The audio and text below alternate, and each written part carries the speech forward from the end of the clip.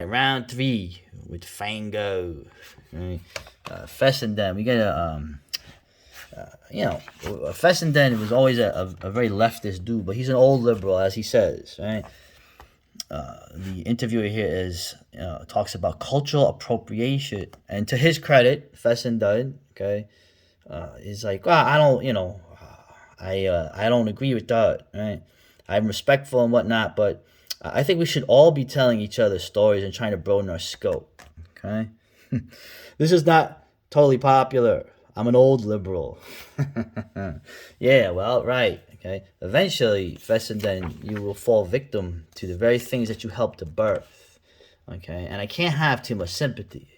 Everyone's going on, every anti woke nerd thing is, oh, Chappelle, is getting canceled.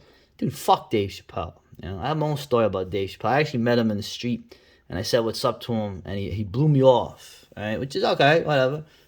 All right. So years later now, I don't give a fuck about your ass. Good, you're getting what you deserve. If George Carlin was still alive, would he be canceled?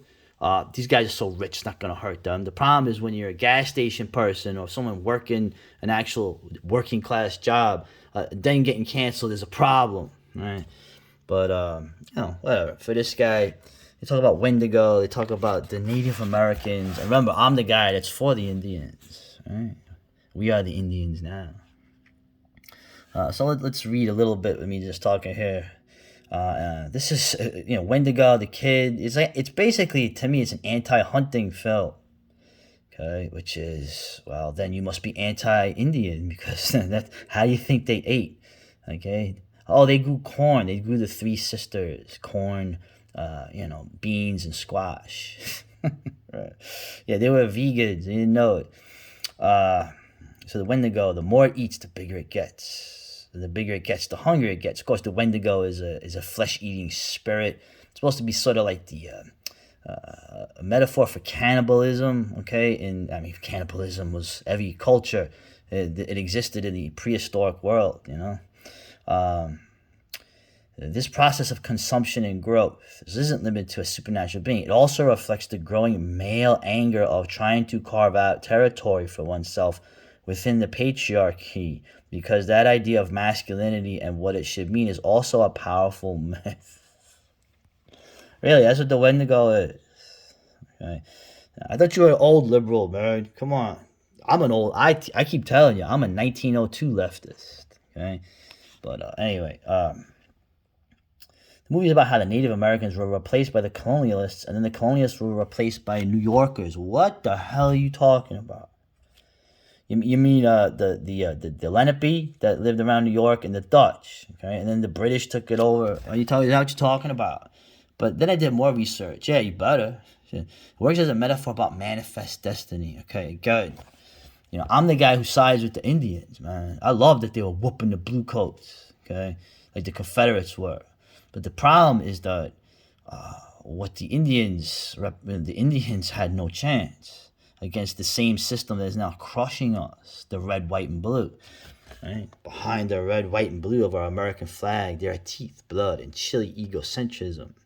I don't disagree with that. Problem is, if I told you who that really was a reference to, well, that's where the disconnect comes in. And since you guys are in power and I'm not, I ain't saying nothing. So, and I never saw this Ravenous. Guy Pearce, Robert Carlyle, those are great actors too, doing like a horror movie, a period horror movie. I mean, that's something I'd like to see. But we go over the same thing. I like this. Here we go. All right. I don't know I can't tell if this is the writer. Yeah, I think this is the writer of this article and not Fessenden. All right. Small dick energy or existential crisis. Feminization, constant emasculation. All right. Okay. This 19th century tale ultimately reflects so much about what's wrong with America today. Because when you get to the heart of it, aren't so many of our problems caused by aging white men who want to feel bigger and more powerful than minorities, women, legal systems, nature, and even death itself? Last I checked, the people who are scared of death were the white people and others of the other side. Okay, bigger and more powerful than legal systems. Yeah, they outdid the legal system. You're putting on, and it's the same thing. Okay, and I'm not saying Fessenden is not saying this. Okay, Fessenden is actually, to his credit, has admitted that he comes from a wealthy family, right? To his credit, whatever. But all this stuff they're talking about, aging white men. Who do you think they're talking about? Right? They're talking about, guys you see driving trucks for 80 hours a week. Okay, working people, guys with their own businesses. Those are the aging white men they're talking about. And it's funny how all the progressive stuff from the bourgeois class always comes down. The penance they talk about. That who was I as a straight white man? All that nonsense. It sounds good, but the actual things that are done, okay, it never seems to affect those upper class people. It never touches a rich filmmaker or anything. It touches the actual working people who are still mostly white men and women. Okay, it's amazing how all these progressive things always just get more, do more horrible things to the actual proletariat. Okay, I'll say it again. Check out Amy Therese on Twitter. Okay, you have a lot of non-leftist Marxist ideas coming around. Okay, I'm not saying I'm one of them. But I hate to say it, there's a lot of things in Marxism that are not wrong. Okay, in terms of analyzing what is going on. Okay, I just lost probably some viewers. I'm just trying to finish up here. It's funny they bring up Jack Nicholson because he reminds me of that. And I'll say, man, Fessenden, I Bury the Dead. It's got the dude from Lord of the Rings in it. That is probably one of the best recent movies I've ever seen. His acting job or not is amazing. He's very Jack Nicholson type acting. His Cockney accent is really, really good. And they shot it in the whole movie they shot it as a period piece in England. They shot it in Staten Island. Right? Funny. That's what I'm talking about. So, and here we go. Let's see. If I was to be called a political filmmaker, like this, is we all got to learn to get along and just take the right amount of the pie. Oh, hey, man, that's what I say, right? No more than we deserve. In nature, right? Even children, they want to grab everything. I mean, that's when you see the squirrels outside, they're of the same group. We should all get along, right? No, they're chasing each other away, and they're trying to eat all the nuts, and they're trying to take the nuts from the other squirrels. Okay, this is what we are. Okay, I'm not saying it has to be.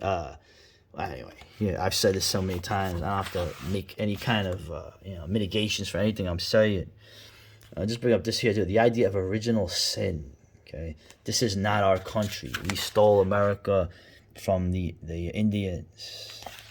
That whole thing, which is like on the surface, it's not wrong. Okay, the whole history of humanity though is that. Okay, what's interesting is the idea of original sin. Okay.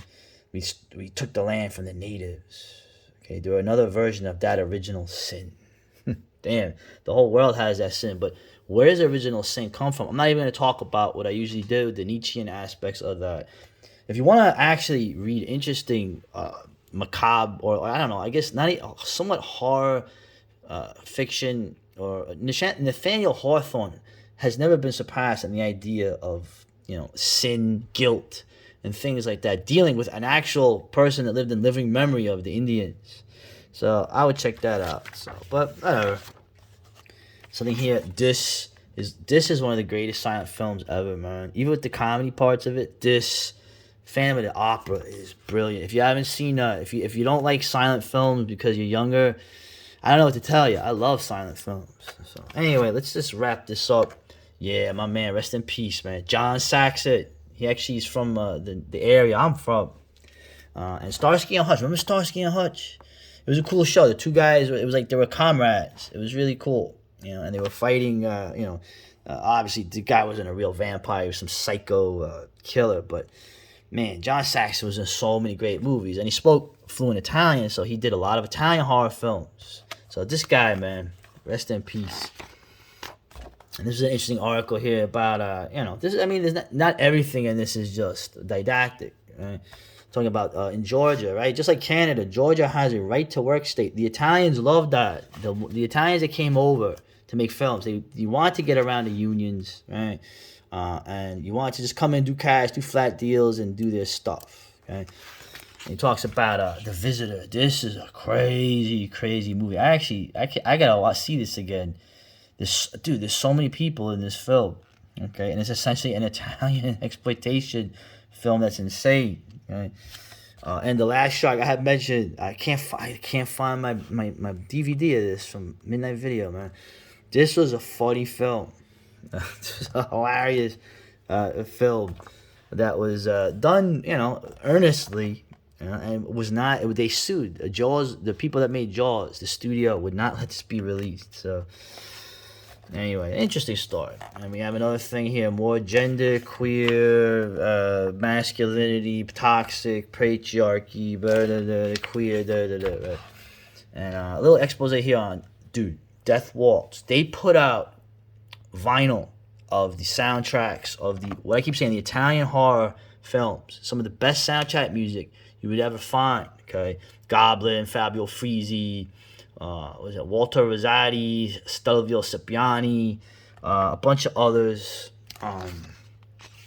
prog rock, synth, metal, rock, jazz, all put together rather seamlessly. Ennio Morricone, right? And I like what was interesting here too. Check out their stuff on YouTube, or they have a channel. You get to hear some of the music that was really effective. I also like that Fabio Frizzi did. I think he did a live album, right? And he was aware of this. Okay, these guys are gonna be aware of who's putting out the music. He actually wanted them to release Frizzi to Fulci, which I'm gonna check that out. He did most of the soundtracks for the Fulci films, or a lot of Fulci films here. And this is cool, man. Right? Yeah, they've been around for 10 years. Amazing. And just wrapping this up. I tried to make a bunch of videos of this last night. I couldn't get it for some reason. I just went to bed. Something here about a French woman making movies or whatever. The one thing, there wasn't really much to this. The thing that bothered me here, right? Haunting of Bly Manor. Well, what is Bly Manor from? It's from the turn of the screw. Okay, the romance of certain old clothes. There's also a story written by the person who have his work here. You don't mention Henry James. Why didn't I mention Henry James? Your horror magazine. Oh, King has a podcast, man. Fuck Stephen King. Fuck, I had it. And we got more here things. Let's see. Women, Freudian, women. What? All right. Looks intriguing. I'll get on that. In a century or two. The King cast. Here you go. Stephen King podcast for Stephen King obsessives. Man. And what's that? Libraries. Let's see. Quiet Hudson Valley City. What is that? Newburgh? No. Anyway, I don't know. I mean, horror. Listen, I'm reading stuff from a century ago. I'm good. A century ago or more. I think I'm good. And that's Fango. Hey, what is this? Hey there, take a chance on my dark fantasy comic book, Eve the Elf. It's got a kinky superhero, revenge surgery, a ruthless and lusty elf woman, and more random craziness than you can shake a jar of eyeballs. It's I'll check that out. Hey, I guess I'm doing the same sort of. I'm trying to make my own comic, but yeah. Anyway, so Fango, they keep drawing me back in, but I had fun. All right, next.